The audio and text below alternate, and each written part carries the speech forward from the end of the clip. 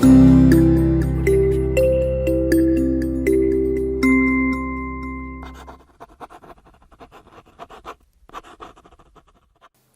students, good day all. Today we are going to learn the continuation of properties of fluids.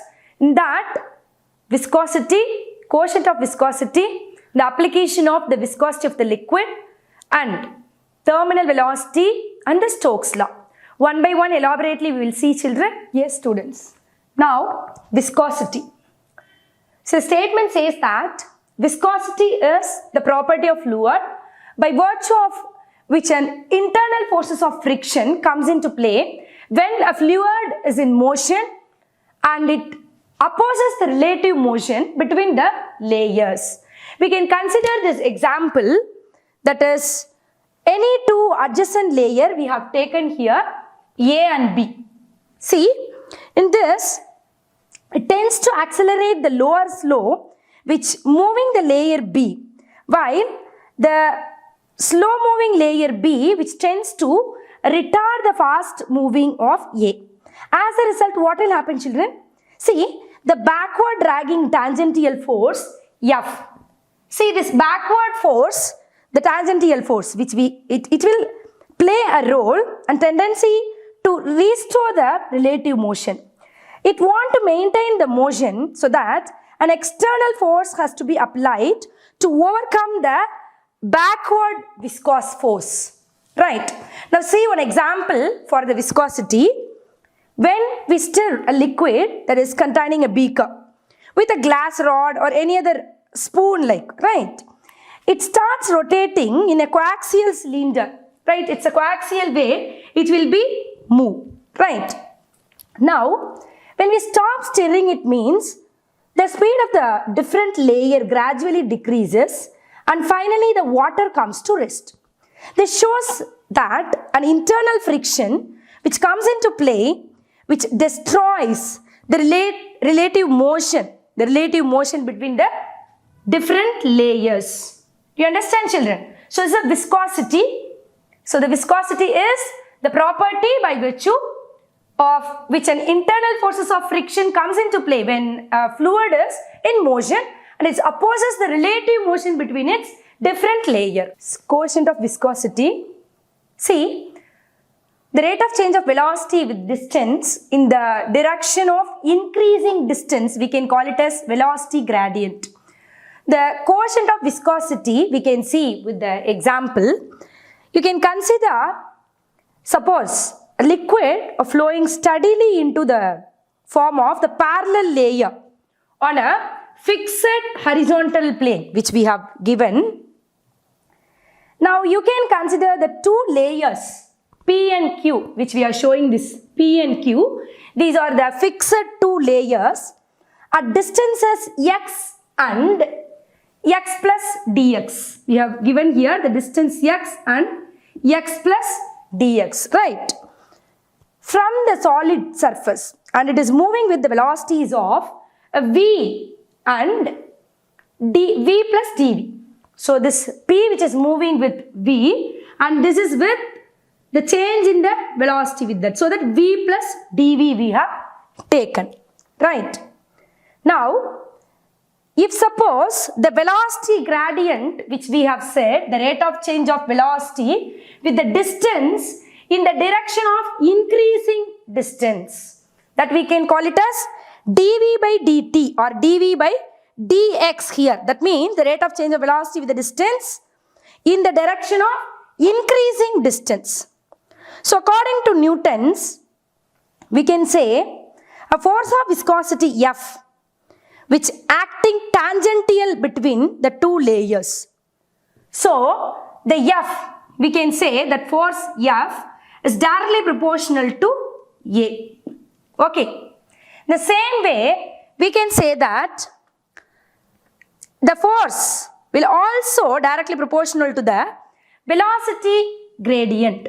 So we can say this force is directly proportional to dv by dx, right?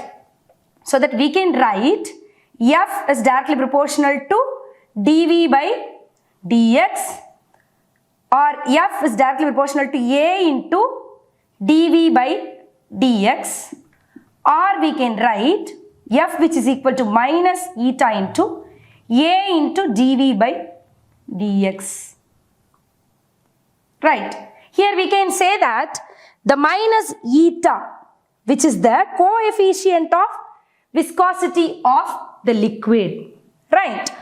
So the minus eta is the coefficient of the viscosity of the liquid, and we can say it depends on the nature of the liquid and it gives the measure of viscosity. The negative symbol shows that only the direction of the force, that means the force which acts in the direction opposite to the direction of motion of the liquid. Right.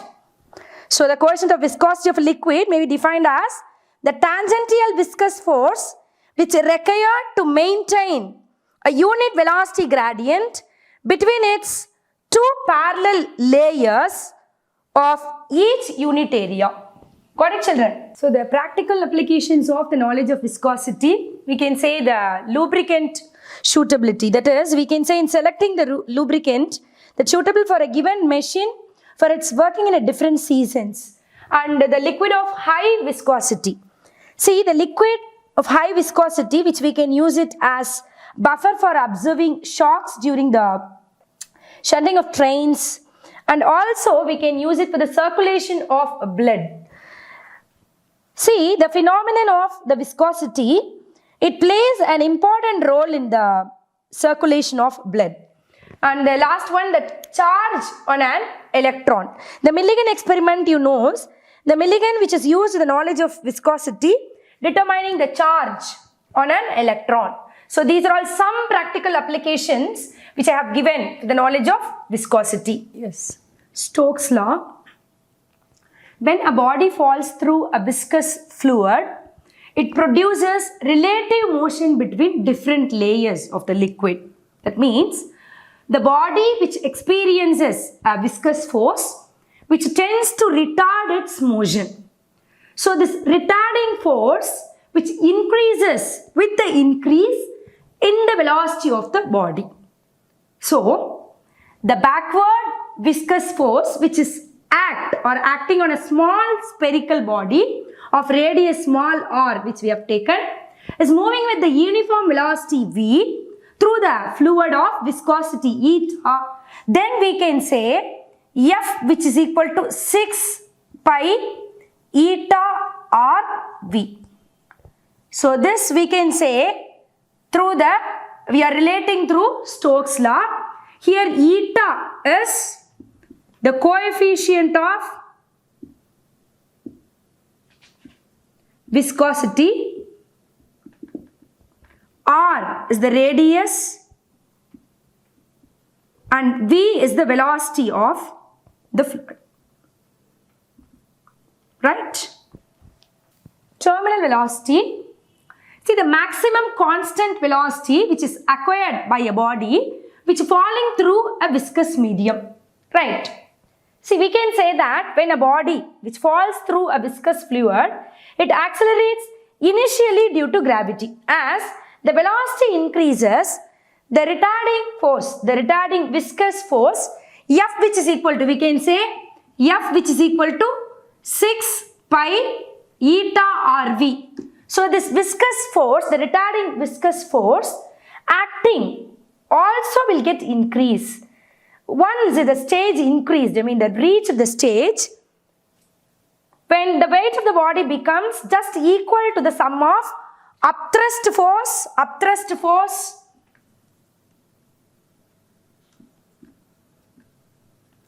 and as well as the force which we can say the viscous force, it will be equal to the sum of upthrust and the viscous force. Okay.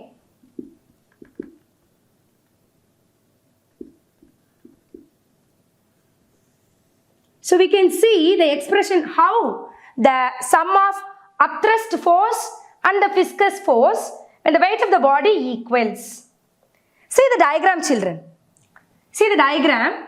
It has the spherical body of radius r. So it is falling through a viscous fluid. You can consider that it is falling through a viscous fluid. Now, the viscous liquid of density is sigma and the coefficient of viscosity, as we know, that is eta. So that we can take rho as the density of the body. Then the weight of the body acting vertically downwards.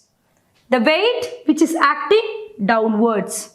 So we can take W which is equal to mg, that is equal to 4 by 3 pi r cube rho g.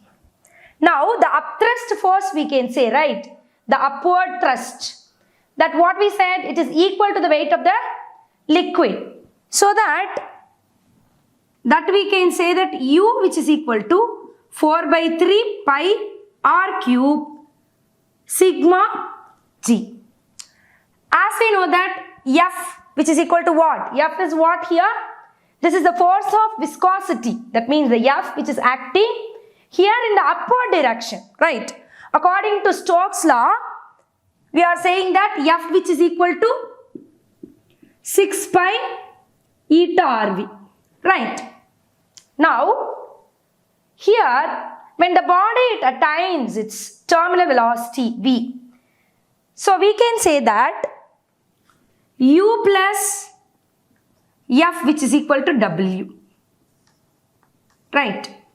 So the values we can apply here, 4 by 3 pi r cube sigma g plus the F value 6 pi eta RV which is equal to W, that is mg value is 4 by 3 pi r cube rho g.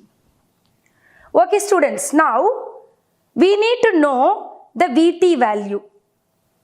The Vt value we have to take it from 6 pi eta RV, that is we can take this velocity as a terminal velocity which is equal to 4 by 3 pi r cube rho minus sigma into g. We can simplify this equation. So we need only here terminal velocity Vt which is equal to, by simplified this you will get 2 by 9 r square into rho minus sigma into g whole divided by eta, the quotient of viscosity. Right? Yes students, so far we have learned through this session about what is viscosity, example of viscosity and the application of viscosity, coefficient of viscosity. So these things we have relatedly seen, and the terminal velocity Vt value we have learned, and the Stokes law. So hope you understood. Thank you students.